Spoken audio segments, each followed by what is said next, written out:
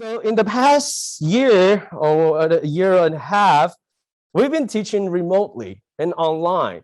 That's why it's my honor to invite the Executive Director of the Office of Online Learning Initiative, Dr. Rebecca Stein, to really address us on the realm of online education. So I'll give the time to Dr. Stein.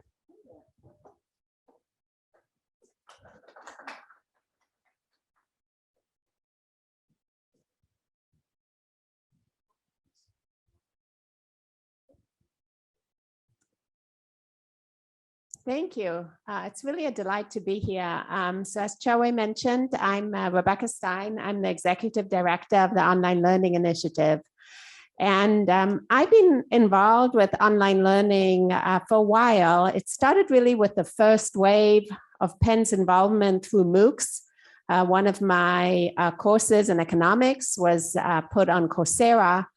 And I also turned my course into an online course for credit. And that was part of the second wave of Penn's involvement with online learning, which was the development of 4 credit degrees. And currently Penn has 8 fully online degrees in various formats. And that made me interested in being involved on the institutional level and really putting in place the infrastructure so that all the schools have what they need when they're ready to put their content in an online format at the course level, in continuing education, or on the degree space. And putting that infrastructure in place, be it understanding what we need to know in order to teach online, having the right technologies for online teaching, and then maybe even most importantly, having the relationships across the schools within Penn to talk about technology in an effective way was incredibly helpful when we, on a dime, had to move to remote learning. And I'm really grateful for those relationships that we built over the years that really helped us move from having less than 1,000 students learning online to having 20,000 students learning online. There were many successes during this period, and there were definitely some challenges. We also understood that this is a once, hopefully in a lifetime opportunity to have so many students be exposed to online learning so quickly. And we wanted to go back to the students and hear about their experience, to learn what works for them in this online space, what they find the challenges are, and what suggestions do they have for faculty and for each other on how to learn better in this online format. Some of what we learned during surveys is not surprising, but it's worth iterating. One thing that they told us is that they really appreciate when faculty communicate with them, when they are clear about what they want the students to learn and achieve, and that they're empathetic. And empathy is such an important component of learning. We as faculty often focus on the content that we want to deliver, but we are humans and students are humans, and relating to the human aspect in a student, as I'm sure, right, we want to do with our patients as well, really brings in the engagement. The other thing that they mentioned is how important organization is. And during this period of remote learning, we really came to rely more on the teams that help support our education, be them our technology team, our instructional design team, our learning design members, to help us structure courses that are easy for students to navigate. In this regard, Penn Dental was already ahead of the curve with so much of the content that you already create for students ahead of time. Some of the other schools had to catch up. But again, a well-organized course is really key with built-in flexibility. Because one thing the pandemic taught us is that you can have a wonderful plan, but if you cannot adjust your plan, it's no good. Right? So well organized and flexible. And the third thing that students shared is how much they want to show what they've learned and to get feedback. So having assessments that are often sprinkled in through the learning journey and having timely feedback from faculty and teaching teams. And it could be automated feedback, it could be responses to multiple choice, or it can be hands-on feedback, of course, depending on what you're teaching. Students also had advice to each other. And again, this advice is not something that we haven't heard before, but it's good to elevate it and remind ourselves of it. Students suggested making a schedule, reaching out to instructors, letting instructors know when they don't understand something, when they need help, when they need the flexibility. And very importantly, they reminded us the importance of community. Especially in the beginning of the pandemic, that was definitely something that students were missing. We sometimes forget the critical role that community has for our well-being and for our learning, and those things are linked together. There were definitely challenges during this time, and one of the major challenges that we heard from faculty and from students was really the issue of lack of proctoring. We do have technology to assist with remote proctoring, and these are technologies that we've used across campus in our fully online degrees. But our experience with remote proctoring also told us that this would be something that we really could not and should not roll out universally to 20,000 students during the pandemic. And the reasons were really three. The first is it's a very invasive technology. It invades the room where the student is, and it invades the computer where the student is. The second thing is that it requires huge connectivity. You really have to have very good connectivity. And we had students, right, all over the world in all different environments, and we couldn't rely on this connectivity. And the third thing is that from our experience, about 2 to 5% of students need some intervention and handholding through this process. And that can work if you're talking about a class of 30 students or a program of 200 students. But when we were thinking of rolling this out for 20,000 students across campus, it really wasn't anything we could do. We just could not support the faculty and the students through this process. Coupled with that is really this understanding that these sort of technologies, this invasiveness, this need for connectivity, it impacts students differently. And if we want to have an equitable education, we have to make sure that all our students can have the same experience and the best experience with test taking. And that's something we could not do with remote proctoring, especially if we tried to do it very quickly. This was definitely a challenge for faculty.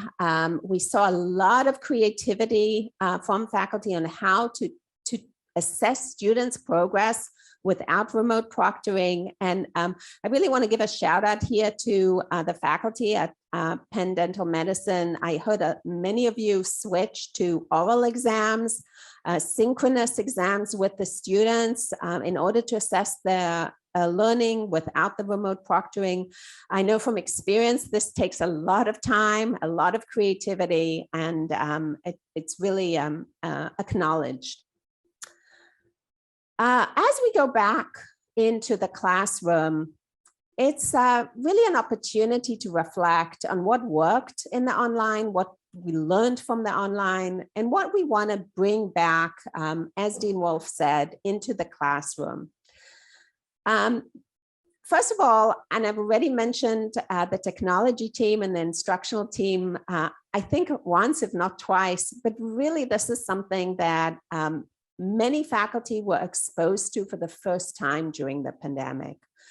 This idea that there are other people around campus that are there to support them in their teaching journey.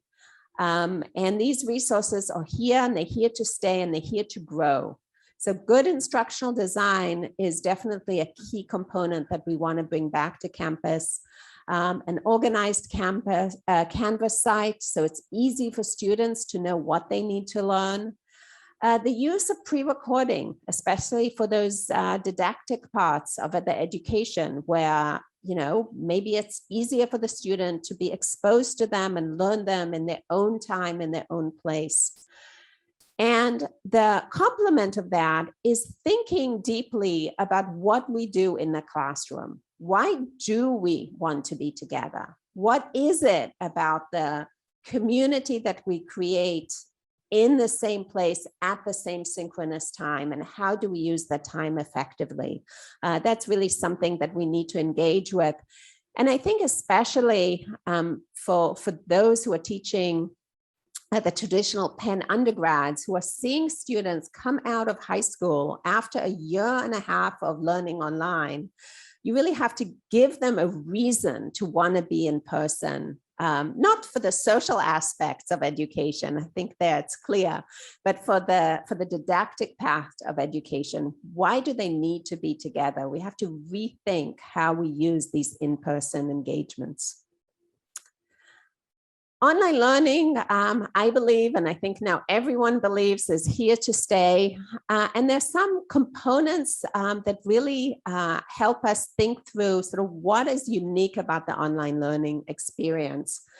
The first is thinking about data. How do we use data to improve courses? This is something Chawei already mentioned, right? As we move more content online, as we have students engage online, we have data that shows us what are they watching, what are they not watching, what questions do they get right, what questions do they get wrong.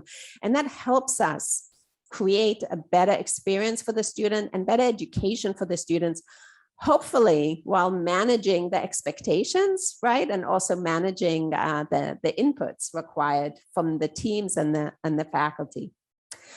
The second thing that we can build maybe better online is an ability for students to connect to resources. Over the pandemic, a group of undergrads created a resource called Hub at Penn that allows all students, undergraduates, graduates across the 12 schools connect with the resources that are available. It's still very much a sort of beta version, a beginning of this process, but definitely a beacon, a way to think about students' resources. In our everyday life, we no longer expect to have to go to offices to get help. We expect to get support and help online as customers, and students have the same expectation, and we need to be able to meet them where they are.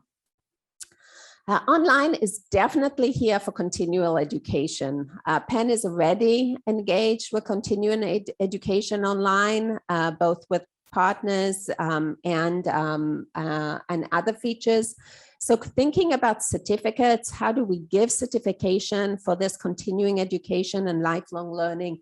And how do we meet students physically across the world, which is something that Dean Wolf already mentioned. These are all things where online can help us. And I just want to end with really the biggest challenge of online learning. And I'm really here to acknowledge it. And that is this idea of building an online community and creating a community, a collegiate community online. I think that's the hardest thing to do. I think it's easy to teach didactic material online. It's easy to think of continuing education online, using data, supporting students where they are. But we know that learning and community are two things that go together. And until we are able to build a real inclusive community in this online space where everyone is fully engaged, it's going to be a challenge. And that is why we are addressing that challenge by really going to our leaders on campus and outside of campus to help us think, how do we create inclusive communities in this online space? I'm really delighted that Dean Wolf will be joining us on that day, and I hope you will too. I will ask Chawei to send out a link so you can register. It's on Friday, January 28th in the morning. Being the online learning initiative, it's of course fully online, and I hope you can join us. Thank you so much.